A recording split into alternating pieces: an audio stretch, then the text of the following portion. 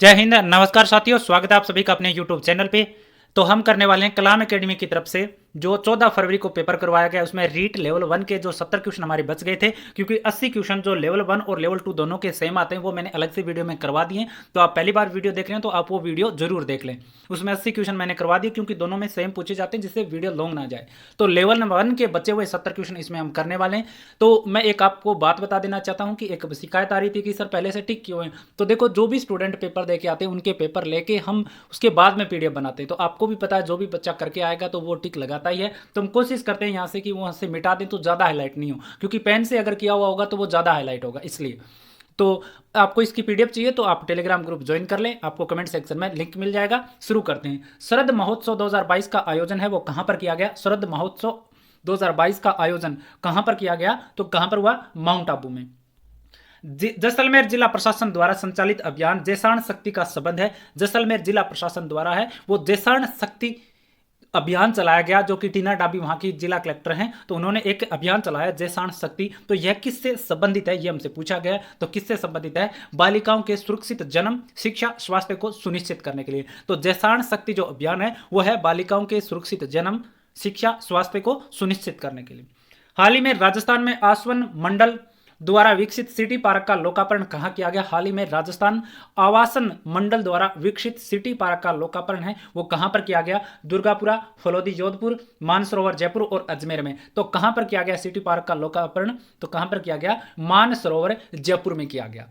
तो देखो, मैं ये चाहता हूँ कि आपका टाइम है वो बहुत कम इस पेपर में जाए, क्योंकि आपको केवल प्रश्न देखने, क्योंकि टाइम कम बचा है तो आपको अपना ज़्यादा अपने नोट्स पढ़ने, अपना जो कंटेंट जो आप लगातार पढ़ रहे थे वो पढ़ना है। इसमें केवल आपका केवल थोड़ा कॉन्फिडेंस गेन हो जाए कि ये मुझे प्रश्न आ रहे हैं। तो इसीलिए मैंने ये पेपर दिया है, और कैसा लगभग पेपर आ सकता है इसीलिए। तो इसमें टाइम कम देना है। प्रदेश की पहली पैरा खेल अकादमी कहाँ बनेगी? प्रदेश की पहली पैरा खेल अकादमी है वो कहाँ पर बनेगी? तो कहाँ पर? जोधपुर में पहली पैरा खेल अकादमी है बनने वाली है। 56 की पहाड़ियां स्थित है। तो 56 की पहाड़ियां कहाँ पर है? बांसवाड़ा, बाड़मेर, प्रतापगढ़ और डूंगरपुर। तो 56 की जो पहाड़ियां हैं वो कहाँ पर स्थित है? 85 नंबर में बाड़मेर में स्थित है। उसके बाद में हम बात करें कि राजस्थान में होने वाली शीतकालीन वर्षा माउट का कारण है। राजस्थान में जो शीतकाल में, सर्दियों में जो वर्षा होती है जिसको हम माउट कहते हैं, गोल्डन ड्रॉप, सुनहरी बूंदे जिनको कहते हैं, उनका कारण क्या है होने का, ये हमसे पूछा है। तो 86 नंबर में क्या हो जाएगा? भूमध्य सागरीय चक्रवात के कारण है वो माउट होती है। निम्नलिखित में से राजस्थान के कौन से जिलों में कोई नदी नहीं है? तो राजस्थान के ऐसे जिले जिनमें कोई नदी नहीं है तो कौन से हैं? बीकानेर और चूरू दो ऐसे जिले हैं जिसमें कोई भी नदी नहीं है। राजस्थान में से गुजरने वाला सबसे छोटा राष्ट्रीय राजमार्ग कौन सा है? राजस्थान से गुजरने वाला सबसे छोटा राष्ट्रीय राजमार्ग कौन सा है? NH44, NH48, NH27। तो सबसे छोटा राष्ट्रीय राजमार्ग है वो NH919 है। मुख्यमंत्री दुग्ध उत्पादन संबल योजना के तहत दुग्ध उत्पादकों को वर्तमान में दे अनुदेय राशि है।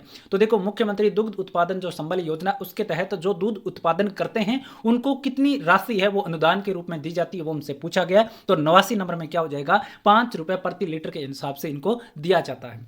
निम्न में से किस ऐतिहासिक स्थल से कुषाणकालीन सभ्यता के अवशेष प्राप्त हुए? तो कुषाणकालीन सभ्यता के अवशेष कहां से प्राप्त हुए हैं? 90 नंबर में चाकसू, डिगरिया, नलियासर और झर। तो कहां से प्राप्त हुए? नलियासर से है वो, ये सभ्यता के अवशेष है वो प्राप्त हुए हैं। देखो, इसमें हो सकता है आपको लगे कि जो पेपर करके आए उसके सही कैसे हो रहे हैं सारे। तो पेपर, मेरे ख्याल से ये पेपर इजी था बहुत, काफी। तो इसमें लगभग सही हो रहे हैं उसके, क्योंकि पहले हमने जो 80 क्वेश्चन किए तो उसमें 1-2 इसके गलत थे, लेकिन बाकी लगभग सही थे क्योंकि पेपर काफी इजी लेवल का। 91 नंबर की हम बात करें, राजस्थान के निम्नलिखित राज्यपालों में से कौन राज्यपाल बनने के पूर्व राजस्थान लोक सेवा आयोग के सदस्य रहे?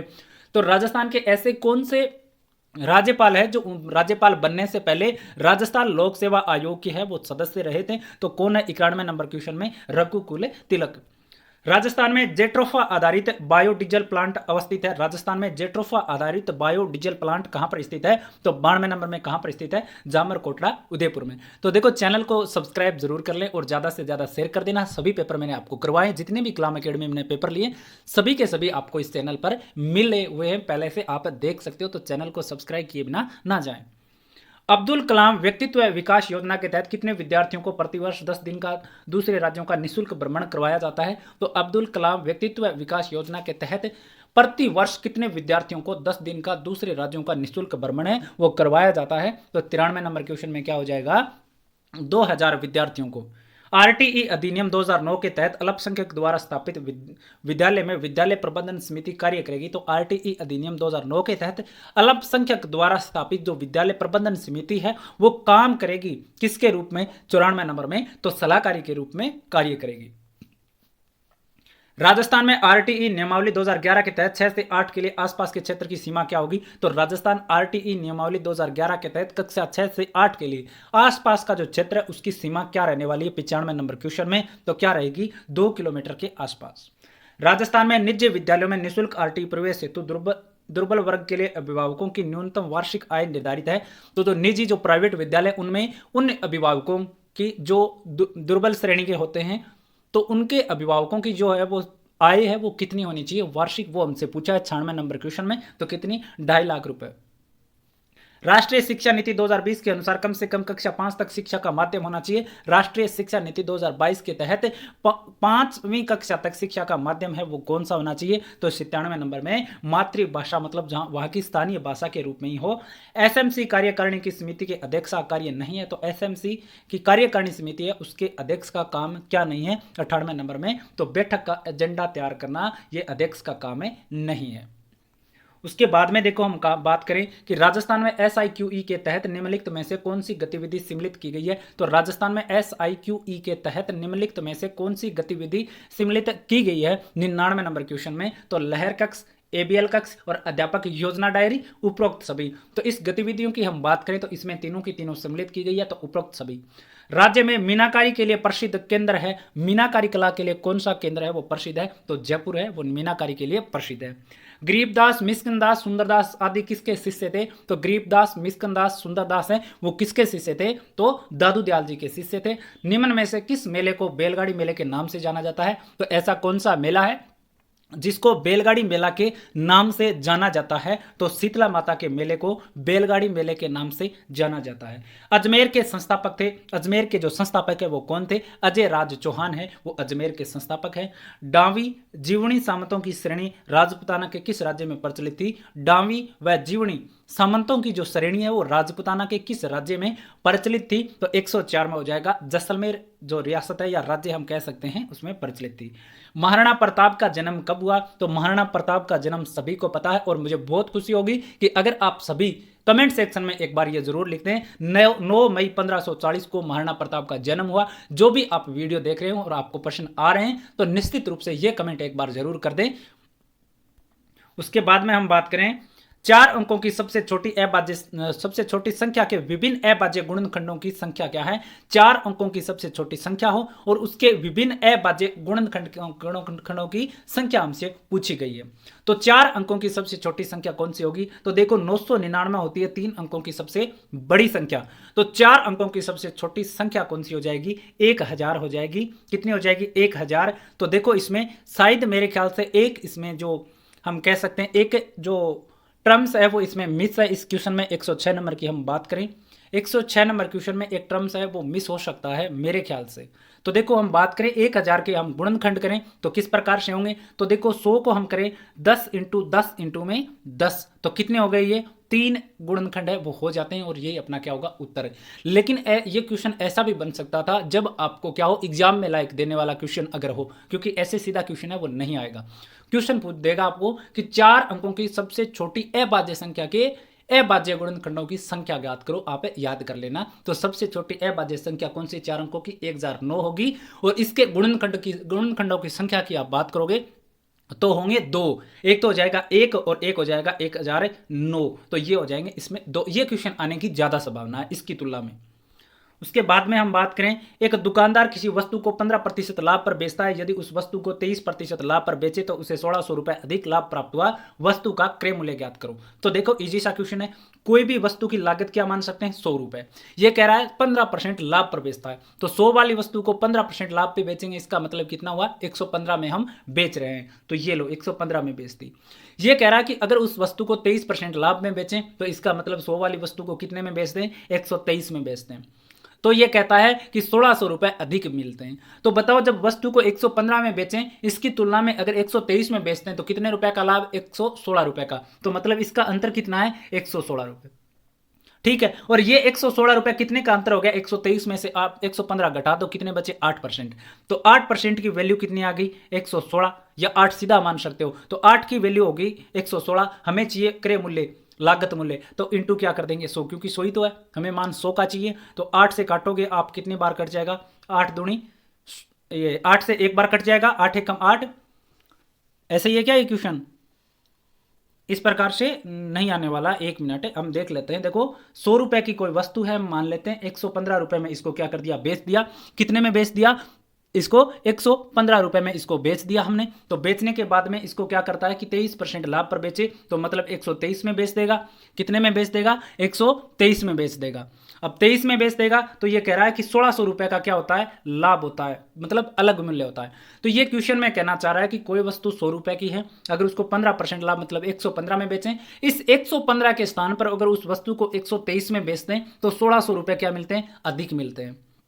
तो इसका मतलब जो ये 8 इनका अंतर आया है, ये किसके बराबर है, 1600 के बराबर है। तो 1600 बटे में क्या आ जाएगा 8, ये तो 8 का मान, 1 का मान आ गया ना, 1600 बटे 8, ठीक है। तो हमें चाहिए 100 का इंटू कर दो, 100, 8 दूनी 16, कितने आ जाएंगे, ये अपना मान आ जाएगा, ठीक है।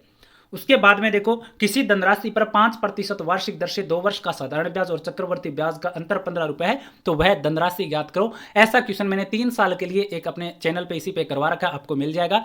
आप या तो देख लेना कम्युनिटी में, जहां मैंने क्वेश्चन डाल रखे हैं वहां पे वीडियो जल्दी मिल जाएगा, या आप वीडियो सेक्शन में देख लेना, आपको मिल जाएगा। सूत्र याद आपको नहीं करना पड़ेगा, चाहे 2 साल का हो, चाहे 3 साल का हो, चाहे 4 साल का हो। चक्रवर्ती ब्याज का जो सूत्र है वो याद ही नहीं करना पड़ेगा। देखो ये कह रहा है 5% की दर से, तो क्या करना होता है, इसमें परसेंट हटा दो, 5/100 मतलब कितना आ गया 1/20, ठीक है। अब क्या मान लें कि कोई भी वस्तु है वो कितने रुपए की, 100 रुपए की मान लेते हैं। कितने रुपए की, 100 की। तो देखो SI और CI, 1 साल और दूसरी साल, ठीक है। अब बताओ 100 रुपए का हमें 1 साल का ब्याज 5% की दर से कितना प्राप्त होगा, तो बताओ 100 इंटू 1/20 ही तो करोगे ना, कितना आ जाएगा 5 रुपए। अब 5 रुपए पहली साल का साधारण ब्याज है, तो दूसरी साल का भी क्या होगा 5 ही रुपए होगा ना, साधारण ब्याज तो सेम ही होता है। अब पहली साल का साधारण ब्याज 5 है, तो दूसरी साल का चक्रवर्ती, पहली साल का चक्रवर्ती ब्याज भी कितना होगा 5 है, क्योंकि इसमें कोई अंतर नहीं होता। दूसरी साल का चक्रवर्ती ब्याज 5 रुपए तो होगा ही, 5 तो होगा ही, साथ में 5 पर भी क्या लग जाएगा ब्याज, कितना 1/20, ये लो।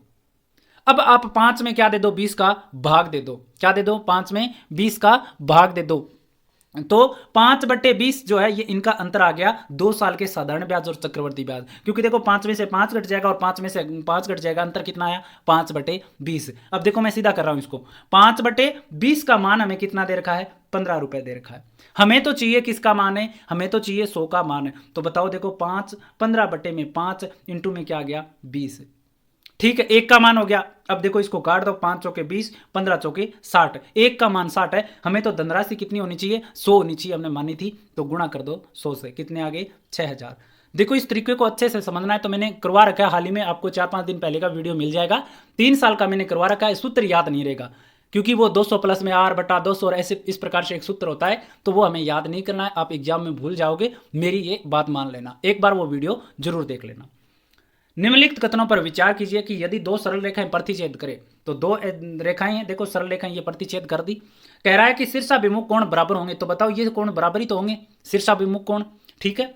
शीर्षाभिमुख कोण संपूरक होंगे, ये बात क्या हो जाएगी गलत। संपूरक क्या होते हैं, जिनका योग 180 डिग्री हो, तो इन दोनों का कोण, दोनों का जो मान है 180 हो, ये कोई जरूरी नहीं है।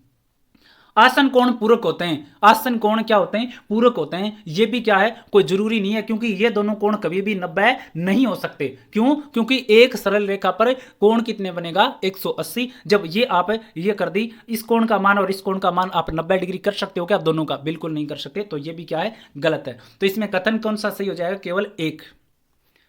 उसके बाद में देखो दे रखा है हमें 2 शंकु ऐसे हैं जिनके आयतनों का अनुपात 1/10 है तथा उनकी ऊंचाइयों का अनुपात 2/5 है, तो उनके आधारों की त्रिज्याओं के अनुपात ज्ञात कीजिए। तो देखो शंकु के आयतन का आपको क्या रखना है, फॉर्मूला रखना है 1/3 πr², ठीक है। और आपको आयतनों का अनुपात आपको दे रखा है, ऊंचाइयों का अनुपात दे रखा है, त्रिज्या आपको ज्ञात करनी है। तो देखो 1/3 πr², πr1 की स्क्वायर h1 और 1/3 πr2 का स्क्वायर h2 बराबर क्या दे रखा है 1/10। 1/3 पाई से 1/3 काट दो, R1 की स्क्वायर h 1 और r2 की स्क्वायर h2 बराबर 1/10। देखो r1 की स्क्वायर h1 बटा में r2 की स्क्वायर h2 बराबर क्या आ गया 1/10। अब हम मान लेते हैं जो ऊंचाइयां है वो 1 तो आ जाएगी, 2x हो जाएगी और 1 हो जाएगी 5x। तो बताओ x से x कट जाएगा तो 2 और 5 में रख दूं ऊंचाइयों का मान। तो देखो r1 का स्क्वायर बटा में r2 का स्क्वायर इंटू में 2 बटा में 5 बराबर 1/10। 5 से काटोगे कितनी बार? 2 बार कट जाएगा। तो देखो अब r1 का स्क्वायर बटा में r2 का स्क्वायर, तो बताओ ये 2 इधर ऊपर है तो नीचे चला जाएगा 1/4। अब ये स्क्वायर है r1 का स्क्वायर बटा r2 का स्क्वायर है, अब हटा दो उसका स्क्वायर तो r1 बटा में r2 करोगे तो इधर आ जाएगा √1/4। तो उत्तर क्या आ जाएगा 1/2 और यही क्या हो जाएगा अपना उत्तर हो जाएगा 110 में। ठीक है, अब ये हो गए मैथ के क्वेश्चन। 111 नंबर क्वेश्चन है कि निम्नलिखित में से कौन सा सुमेलित है? हाइड्रा मुकुलन द्वारा जनन 111 में बिल्कुल सही है। अमीबा द्विखंडन द्वारा जनन बिल्कुल सही है। प्लाज्मोडियम भू विभाजन द्वारा जनन बिल्कुल सही है। और राइजोपस है वो पुनरुत्पन्न द्वारा जनन है, वो ये क्या हो जाएगा गलत। पर्वतारोहण के दौरान सांस लेने में कठिनाई का मुख्य कारण क्या होता है? तो जब भी पर्वत पर चढ़ते हैं तो सांस लेने में क्या होती है? कठिनाई होती है। इसका कारण है कम वायुदाब। जैसे ऊंचाई पर जाएंगे तो वायुदाब क्या हो जाता है? कम। गतियों के संदर्भ में निम्न में से असत्य क्या है? सो झूले पर बच्चे की गति दोलन गति। तो झूले पर जो भी गति होती है वो क्या होती है? दोलनी गति। बिल्कुल सही है। मेरी गो राउंड झूले में बच्चे की जो गति होती है वो वर्तुल होती है। बिल्कुल सही है। सीधे पुल पर रेलगाड़ी की गति स्थल रेखा के अनुदेश गति, ये भी सही है। और विद्युत घंटी में हथौड़े की गति वर्तुल, ये बिल्कुल गलत हो जाएगा। कौन से प्राकृतिक सूचक नहीं है? तो प्राकृतिक सूचक इसमें से कौन सा नहीं है? तो फिनोल्फ्थेलिन है वो प्राकृतिक सूचक नहीं है। लाइकेन, हल्दी और पिटूनिया क्या है? प्राकृतिक सूचक। क्रिस्टलीकरण है। क्रिस्टलीकरण क्या है? तो भौतिक परिवर्तन है क्रिस्टलीकरण। राजस्थान का कौन सा जिला हरियाणा के साथ सीमा नहीं बनाता? तो राजस्थान का कौन सा जिला? धौलपुर जिला हरियाणा के साथ सीमा नहीं बनाता। चूरू, जयपुर और हनुमानगढ़ सीमा बनाते हैं। असुमेलित का चयन कीजिए। आल्पस पर्वत श्रृंखला यूरोप में है, बिल्कुल सही। हिमालय पर्वतमाला एशिया में, बिल्कुल सही। और किलिमंजारो अफ्रीका में है, लेकिन एंडीज पर्वतमाला उत्तरी अमेरिका में नहीं है। संविधान सभा में सभी नागरिकों के लिए समान अधिकारों के प्रस्तावक कौन थे? संविधान सभा में सभी नागरिकों के लिए समान अधिकारों के प्रस्तावक कौन थे? तो हीरालाल शास्त्री। उसके बाद में भारतीय संविधान में स्वतंत्र न्यायपालिका की अवधारणा किस देश के संविधान से प्रेरित है? स्वतंत्र न्यायपालिका की जो अवधारणा है कौन से देश से? तो अमेरिका के संविधान से। बाबरनामा की रचना किसने की? तो बाबरनामा की जो रचना है वो किसने की थी? 120 में बाबर ने। निम्न में से कौन सी एक बाल केंद्रित विधि नहीं है? एक बाल केंद्रित जो विधि नहीं है वो हमसे पूछा है, तो कौन सी नहीं है? ट्यूटोरियल विधि है वो बाल केंद्रित विधि नहीं है। विज्ञान व गणित में नवीन नियम, सिद्धांत, संबंध सूत्र आदि के प्रतिपादन हेतु निम्न में से सर्वोत्तम विधि कौन सी है? तो कौन सी विधि है वो सर्वोत्तम हो जाएगी? आगमन विधि। वायगोत्स्की के सामाजिक रचनावाद के अनुसार बालक कैसे सीखता है? तो बालक कैसे सीख सकता है? 123 में सामाजिक सांस्कृतिक अंतःक्रिया से है वो बालक सीखता है। नीचे दिए गए कुछ उपागम एवं उसकी विशेषता दी जा रही, निम्न में से कौन सा असंगत है? तो हर्बर्ट पाठ योजना उपागम विषय वस्तु के प्रस्तुतिकरण पर आधारित है, बिल्कुल सही है। मोरिसन इकाई योजना उपागम है वो विषय वस्तु की परिपाक क्रिया या आत्मीकरण पर आधारित है, बिल्कुल सही। RCEM उपागम है वो मानसिक योग्यता के विकास पर आधारित है, बिल्कुल सही है। तो इनमें से कोई नहीं हो जाएगा। श्यामपट्ट के संबंध में सही कथन का चयन कीजिए। श्यामपट्ट क्या होता है? यह एक दृश्य शिक्षण सहायक सामग्री है, बिल्कुल सही। श्यामपट्ट पर दिखता ही तो है। यह एक कठोर शिक्षण सहायक सामग्री, कठोरी होता है श्यामपट्ट। यह एक अप्रक्षेपी शिक्षण सहायक सामग्री है, यह भी सही है। तो श्यामपट्ट के संबंध में सभी सत्य हैं। निम्न में से किसे जादुई लालटेन या मायाद्वीप के नाम से जाना जाता है? जादुई लालटेन या मायाद्वीप से के नाम से किसको जाना जाता है? 126 में तो डायस्कोप को जाना जाता है। सामाजिक अध्ययन का मनुष्य से तथा वातावरण के साथ स्थापित संबंधों का अध्ययन करता है, यह परिभाषा किसने दी? सामाजिक अध्ययन मनुष्य का मनुष्य से तथा वातावरण के साथ स्थापित संबंधों का अध्ययन करता है, यह परिभाषा किसने दी थी? तो जेरोनिमेक के द्वारा दी गई थी। प्रोजेक्ट कार्य में निम्न में से कौन सा पद प्रोजेक्ट का क्रियान्वयन के तुरंत बाद का है? प्रोजेक्ट कार्य में निम्न में से कौन सा पद प्रोजेक्ट का क्रियान्वयन के तुरंत बाद का है? तो कौन सा हो जाएगा इसमें? प्रोजेक्ट का मूल्यांकन। समस्या का समाधान विधि का दोष है। समस्या समाधान विधि का दोष क्या है? इसमें समय व श्रम साध्य है, छोटी कक्षाओं हेतु अधिक उपयुक्त नहीं, इस पर आधारित पाठ्य पुस्तकों एवं प्रशिक्षित अध्यापकों का अभाव है। तो इसमें इस विधि के दोष तीनों के तीनों ही हैं। आंतरिक मूल्यांकन का दोष है, आंतरिक मूल्यांकन का दोष क्या हो जाएगा इसमें, पूर्वाग्रह परिणाम प्रभावित करते हैं, पक्षपात परिणामों को प्रभावित करते हैं, व्यक्तिगत पसंद परिणामों को प्रभावित करते हैं। तो आंतरिक मूल्यांकन के सभी क्या है, दोष है। सबसे कम अनुमान की संभावना किस प्रकार के प्रश्नों में रहती है, तो सबसे कम अनुमान की जो संभावना है वो कौन से प्रश्नों में होगी, सामान्य प्रत्यास्मरण प्रश्नों में रहती है। उपचारात्मक शिक्षण किस प्रकार के बालकों के लिए उपलब्ध है, तो उपचारात्मक जो शिक्षण होता है वो धीमे सीखने वाले बालकों के लिए उपयुक्त होता है। नेति का संधि विच्छेद क्या होगा, तो नेति का जो संधि विच्छेद होगा न प्लस इति है वो संधि विच्छेद हो जाएगा। अजानुबाहु में निहित समास कौन सा है, अजानुबाहु में समास कौन सा हो जाएगा, अविभावी समास। किस क्रम में सभी अशुद्ध नहीं है, तो कौन से क्रम में सभी अशुद्ध है, तो हमसे पूछा है, नहीं है ये पूछा है, क्योंकि सही शब्द पूछे ना, तो त्योहार, दिवरात्र और ऐश्वर्य। संज्ञा शब्द से बना विशेषण नहीं है, तो संज्ञा शब्द से बना विशेषण लिखित। गंगा एक गंगादास, गंगा गए गंगादास, जमुना गए जमुनादास का स्टिक अर्थ है गंगा गए गंगादास, जमुना गए जमुनादास का स्टिक जो अर्थ है वो हमसे पूछा है, तो अवसरवादी व्यक्ति। Change the voice in the sentence given below by selecting the correct alternative, we had to count the money. इसका अल्टरनेटिव हमें बताना 143 नंबर क्वेश्चन में, तो क्या हो जाएगा 143 नंबर क्वेश्चन में क्या हो जाएगा, the money had to be counted. Fill in the blanks, एक मिनट सीधे तो नहीं आगे ना, 137 से आगे रहेगी ना, एक मिनट। लिखित अभिव्यक्ति का साधन नहीं है, लिखित अभिव्यक्ति का साधन नहीं है 138 में, तो पत्र लेखन। भाषा शिक्षण के उपागम है, भाषा शिक्षण के उपागम है कौन से, पाठ संसर्ग उपागम और रचना शिक्षण उपागम दोनों। अनुकूर्ण विधि रचना के लिए उपयुक्त है, अनुकूर्ण विधि रचना के लिए उपयुक्त है कौन सा, प्रारंभिक स्तर। उपलब्धि परीक्षण एवं नैदानिक परीक्षण में अंतर है, उपलब्धि परीक्षण और नैदानिक परीक्षण में अंतर क्या है, तो उद्देश्यों का। Fill in the blanks with appropriate from the tense या tense sequence, Ram dash dash classes regularly since July, तो इसमें क्या आ जाएगा 142 नंबर में, तो आ जाएगा इसमें हैज बीन अटेंडिंग। अब देखो 143 तो मैंने करवा दिया ना, the money had to be counted. Fill in the blanks with the correct article, article हमें बनना है rich should help dash dash poor, तो इसमें क्या आ जाएगा 144 नंबर क्वेश्चन में, तो the rich should help the poor. One word substitution बताना में, वन हु कलेक्ट स्टाम्प, जो स्टाम्प कलेक्ट है वो करता है 145 नंबर क्वेश्चन में, तो क्या आ जाएगा फिलाटेलिस्ट है वो इसका हो जाएगा वन वर्ड।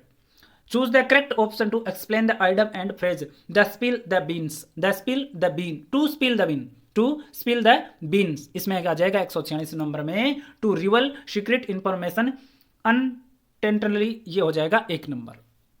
उसके बाद में 147 number, continuous in CCE refer to, तो क्या जाएगा इसमें 147 नंबर में, all of these. What type of word are use in principle of range, तो इसमें क्या हो जाएगा 148 नंबर में, word of confident range. Which of the following language skill may be consider as the conception skills, तो इसमें क्या जाएगा 149 में, listening and reading. Multiple slot substitution is followed in, तो इसमें 150 में क्या आ जाएगा, ऑडियो लैंग्वेज मेथड। तो ये हो गए लेवल 1 के सभी 150 के 150 क्वेश्चन, जिसमें मैथ के प्रश्न मैंने आपको सभी करवा दिए विस्तार से। चैनल अब आपका सब्सक्राइब करना बनता है और सभी के पास शेयर जरूर करना है। इसकी PDF आपको मिल जाएगी, जल्दी आपको मिल जाएगी। ग्रुप में सभी मैंने PDF डाली है, सभी नोट्स डाले हैं, तो वो भी आप देख लेना। ग्रुप में जाओगे तो वहाँ पे आपको PDF सेक्शन में मिल जाएंगे। चैनल सब्सक्राइब जरूर कर लेना, अपने ग्रुप में भी मेंबर जरूर ऐड करें और अपने चैनल के बारे में सभी को जरूर बताएं। आज के लिए इतना ही, धन्यवाद।